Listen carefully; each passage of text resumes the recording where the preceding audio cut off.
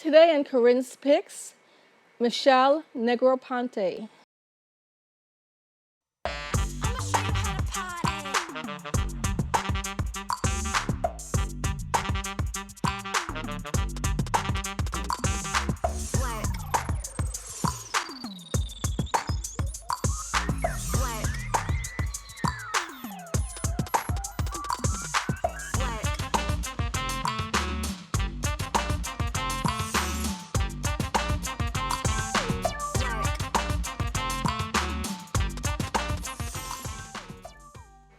Welcome. Today we have a brilliant filmmaker, Michel Negroponte. Welcome to Corinne's Picks. Thank you very much for inviting me. You know, I've been watching your films all week, and I've just been the conversations about being an outsider. You know, it's come to my mind after seeing all of your films. What would you say is the crust of your work? Well, certainly one of the things that I've focused on for the last 30-something years is precisely that. It's people who live on the periphery, people who are outsiders. But I think of that, first of all, outsiders are utterly fascinating to me. And I think what I find so interesting is that they tend to have insights about the center, what we might refer to as the center, that are very, very special, precisely because they look at our world from the edge or from the periphery. And so, I can't generalize about all the subjects that I've made movies about, but I'd say in general, they're incredibly insightful, lyrical, difficult, and fascinating people. Yeah, I know that, I want to let the audience know before I get too deep into the subject that your work has had tremendous critical acclaim. There've been won awards at Sundance. They've been aired on HBO. I know that, in fact, you're better able to tell me. Can you tell us some of the...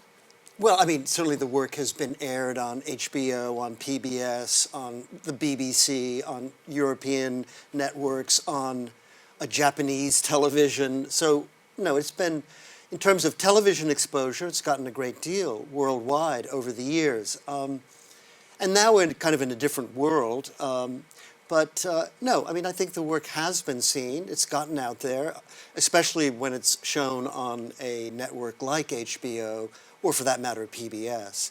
And I've also been going to festivals for, 30 years with films, and also shown the work at museums and film societies and things of that nature. Well, one of your pieces that got quite a bit of critical acclaim and really moved me deeply, and it's an earlier film, I believe it's like 1982, 85, Silver Valley. Right.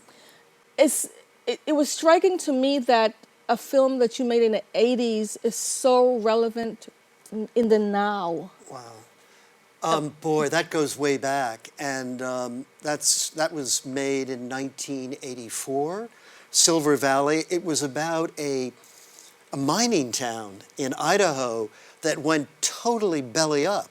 So literally everybody in that town became unemployed. And so it was sort of the making of a ghost town, or it felt that way at least. And the film focuses on a single family and their choices. Would they stay? Would they leave? It was a very, very critical point in their lives.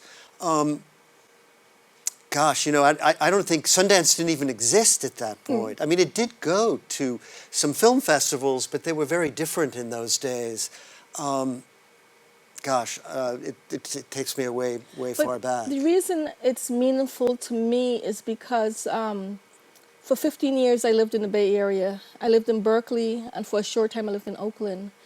And from what I see in terms of people just struggling to just live, to have a life, to raise a family, to see, the Bay Area is seen as this very sophisticated place, but now to see tent cities No, spring I up know. in Oakland, California. Some places that's completely gentrified now is very hip.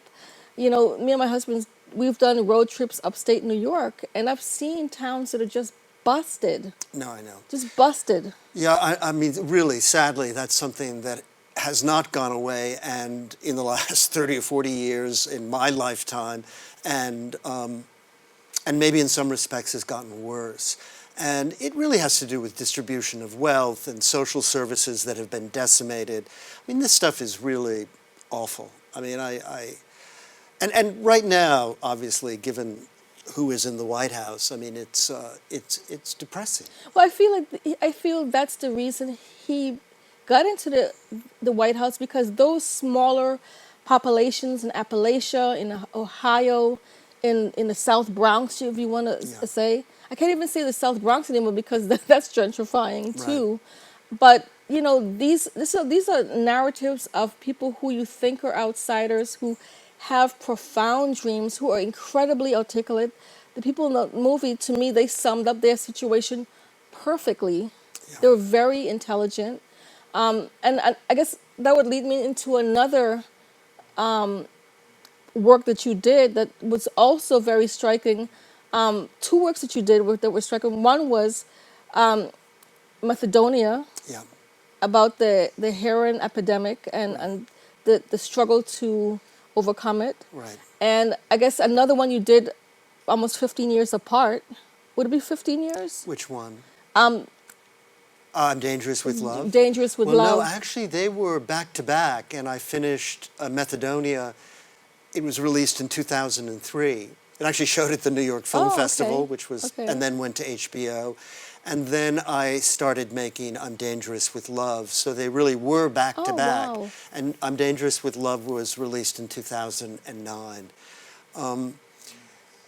I mean, in very loose terms, I mean, they cover similar territory, Right, which right. is, you know, drug use and addiction.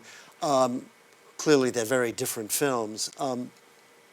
Macedonia was all shot in a single location, a place where drug users, and for the most part, middle-aged and older drug users, were in group therapy. And on average, they might have been anywhere from 15 to 20 people who arrived at those group meetings on a daily basis. And then I chose several characters in that group and sort of focused on them, and I left the group, in effect, with them, one by one, and sort of looked at their daily lives. And so the main character is a fellow named Steve, and then it was what I would call an ensemble cast. I mean, in general, these were people who had lost everything, their families. They lived really marginal existences. And even though they had support from social services to some extent, it's a pretty basic existence. And also, you know, these are people who are in recovery, who are sadly not really following the guidelines. Almost all of the people in Macedonia in this group, in these group meetings, were on methadone Right, or right. methadone maintenance, which, if it's used properly, can be effective, but they were not using it properly, and in many cases, and it's one of the things that I discovered when I made the film, I didn't know anything about this, is that in the very beginning, there was a lot of discussion about pills and using pills, and I didn't quite understand what that was all about. And what I learned fairly quickly, I guess, is that people on methadone were using benzodiazepines on top of the methadone, things like Klonopin and Xanax, and for reasons that, I mean, I can't explain, but most people who are, you know, long-term drug users and people who are also on methadone maintenance know that if you combine benzodiazepines with methadone, Right. you get a heroin-like high. Right. And so very often on the streets of New York, if you see people nodding out, sadly, many of those are people who are on methadone and abusing that medicine by using benzodiazepines on top of it.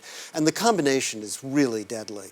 And I mean, one of the things that happened when the film came out, I think because it was on HBO and it was quite widely seen, I think that the use of benzodiazepines for people on methadone maintenance has been monitored far more carefully because it can be a really deadly combination.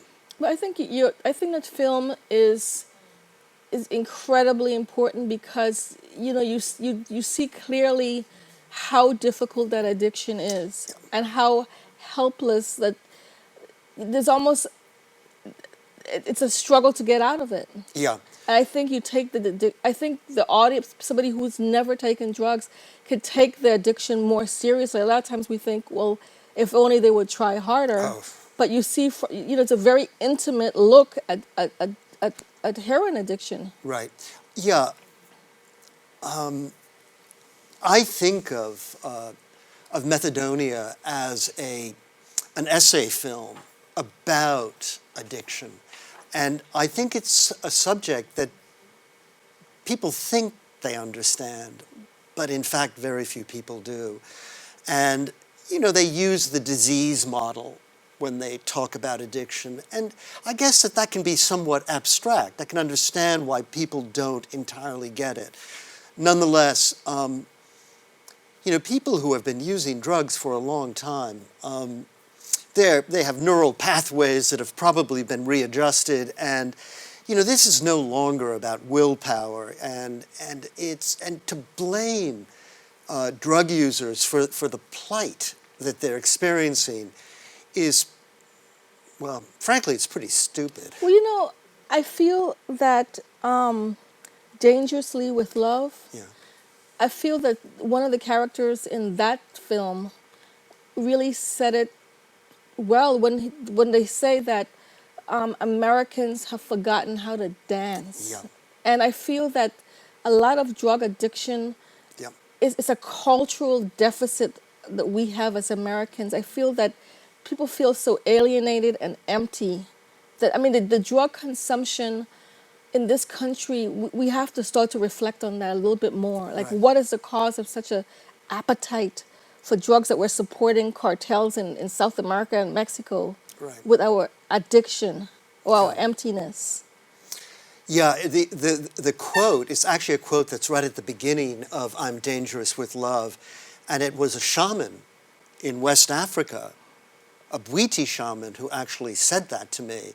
And he said, in America, they have forgotten how to dance in the village. Mm-hmm. And I mean, I think there's a great deal of truth to that. I think we feel oppressed by the daily grind and this thing called super capitalism, which is Absolutely. so, I mean, the stress and just to simply get by Absolutely. for so many people destroys their spirit. I mean, living without hope is devastating. There's also a heavy emphasis on materialism, and I feel like generationally we have less and less emphasis on our social relationships with each other. I believe, Yeah. we talk about the rise of autism. I think it's a lot of people who are not autistic, we're behaving like we're autistic. Like, we are becoming more and more separate, staring into our phones all day, spending most of our times online. There's a certain vacuum, and we don't emphasize community as much as we used to a few generations ago. Well, clearly things have changed a lot in the last 100 years, and I think you're right, a sense of community. And look, we're moving into a new and different world. Call it the digital age, call it the 21st century. Nothing is going to stop that. It has a momentum of its own. So I think younger people have to figure out a way to integrate technology into their lives without losing the spirit without losing kind of a spiritual edge. You know, I think many of us, as we get older, start to think about, you know, the more spiritual aspects of living and dying, for that matter. And I'm certainly in that stage in my life. I mean, I'm in the third act, you know, and there is no fourth. And one of the reasons, we've talked a little bit about this, one of the reasons that I do psychedelic journeys is because of that. Because, you know, last week I did a journey using psilocybin and MDMA with my Greek-American shaman in Harlem. And it's literally a dress rehearsal for death. It's an out-of-body experience that takes me to the edge of the universe. And now, to get back to filmmaking, the way I learned about this was through making the film I'm Dangerous with Love. You know, I'm going to hold it right there because I want to get very deep into what you're saying, but I want the audience to see a trailer from Dangerously with Love so that they really could get the gist of what we're saying when we get into this. Okay, Okay, absolutely. so here's the trailer. But staying clean it's for you, from you, but it's also gonna take help, bro. Your whole lifestyle is based around fucking drugs, man. Tired, I really tired. I tried everything to quit.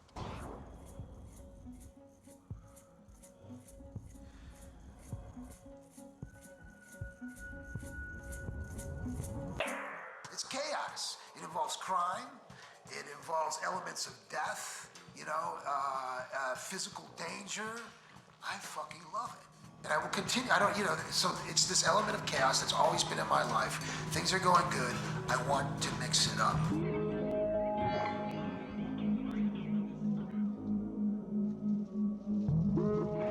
Got the sacrament in my pocket. And I'm glad to see you. Got the sacrament in my pocket. And the weekend right here. His skin's blue-black and his tongue's beet red. He says, these ain't visions, these is my friends. The weekend right here, the weekend right here. Hey, hey, hey, hey, hey, hey, hey, hey, hey. Even though I've done over 100 of these, I was not prepared for this and I acted really badly.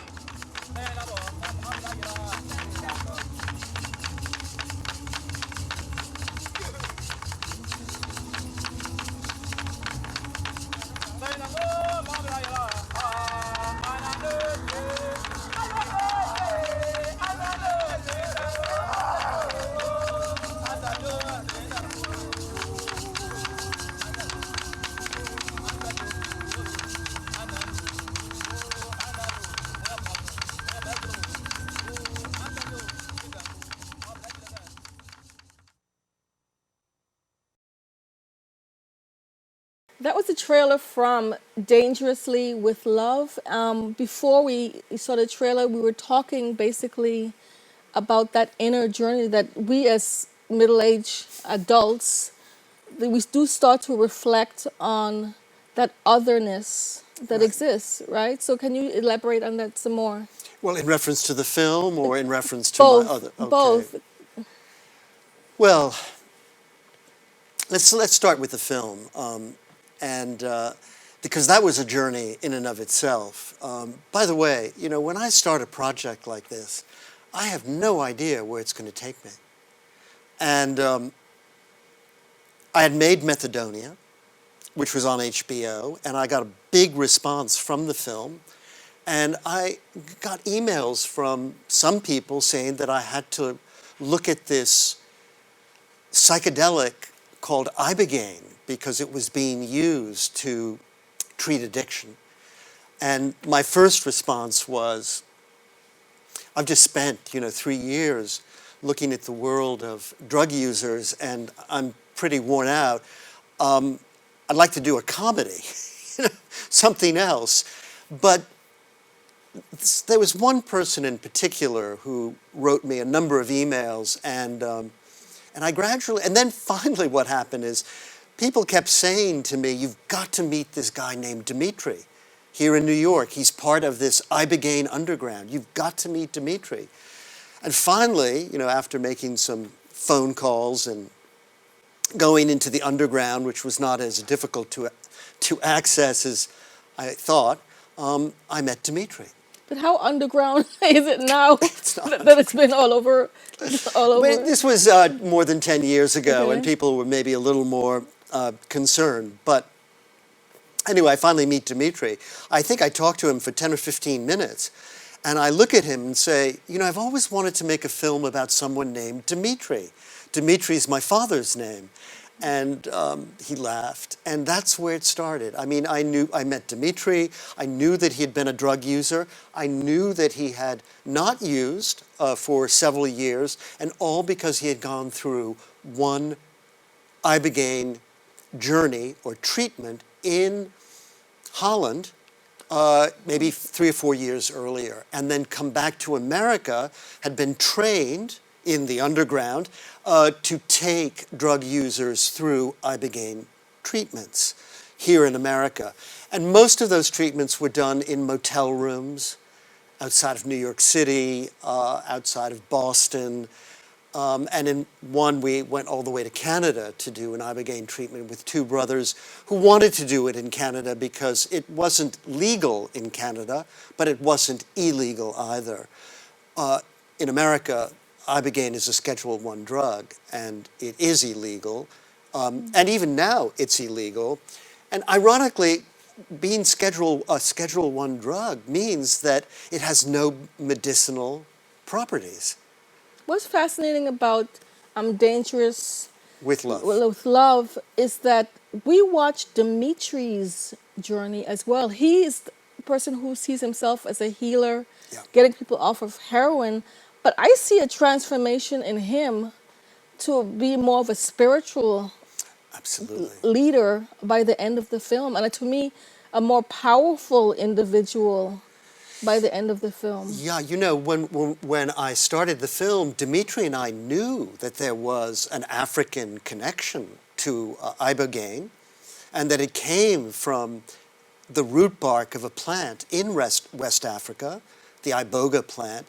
But we didn't really know that much more. And during the course of making the film, because a young man almost died in Canada while he was going through a Ibogaine treatment, Dimitri was so rattled and upset, and so was I, that we sort of both decided we had to go to Gabon, where Ibogaine, or more specifically iboga, is a sacrament in a very old religion called Bwiti. So that's what took us to Africa and to Gabon, and we spent several weeks with a Bwiti shaman. And that's where a Bwiti shaman said to me about the drug crisis in the West, and he said, in America they have forgotten how to dance in the village. And he said that's the real cause for addiction and drug use in the West. And I think it was an incredibly insightful statement. Furthermore, Dimitri, when we went to Africa, decided to be initiated into the Bwiti religion, and that's a part of the film. And I'm glad that's a part of the treatment, because there is something about that addiction, that there's a spiritual component that's missing, whether it's Catholicism or Buddhism or, Vodun or Witi or whatever. But the human spirit is something that needed to be nurtured or groomed to really, thoroughly get out of an addiction, I think. No, I think you're right. I think it is the spiritual connection, and also first of all, an iboga or ibogaine journey. It's a psychedelic drug. I took it. You see me on ibogaine in the beginning of the film, and it is by far the most intense experience I have ever gone through. And the Bwiti say that when you take iboga, it breaks open the head. And it's as if you are released into the universe. Your molecular structure becomes one with the universe. And clearly there's something incredibly spiritual about the idea of returning, to the earth. I mean, we're stardust, our atoms are 5, 10 billion years old. And when you are on a psychedelic journey, as you are with Iboga, you return to the elements and become one with the universe. I mean, I know that sounds sort of like New Age baloney. Well, But honestly, it's not. Depends who you're talking to. No. It makes perfectly sense to Well, me. thank you. I mean, I know there are a lot of skeptics, and so I'm trying to address that. And I was maybe a bit of a skeptic myself. And I think I took Iboga because I wanted to understand how this could possibly help someone who was using heroin. And it became So very clear. we have 2 minutes left. This is a subject that I definitely wish we had more time to get into. Can you give the audience, I guess, contact information of where they can see this documentary, this film? Yeah. Oh, absolutely. Methadonia is a film that is still handled by a distributor.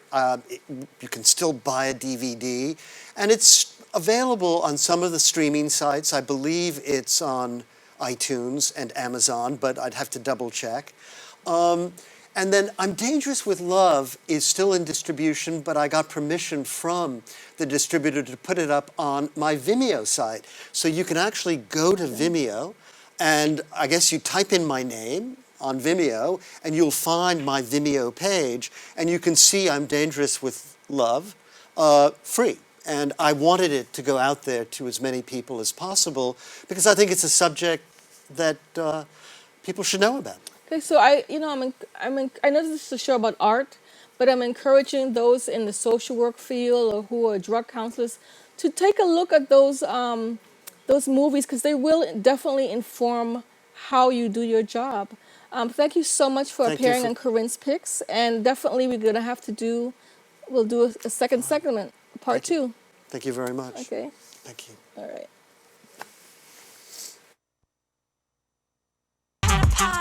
At a party.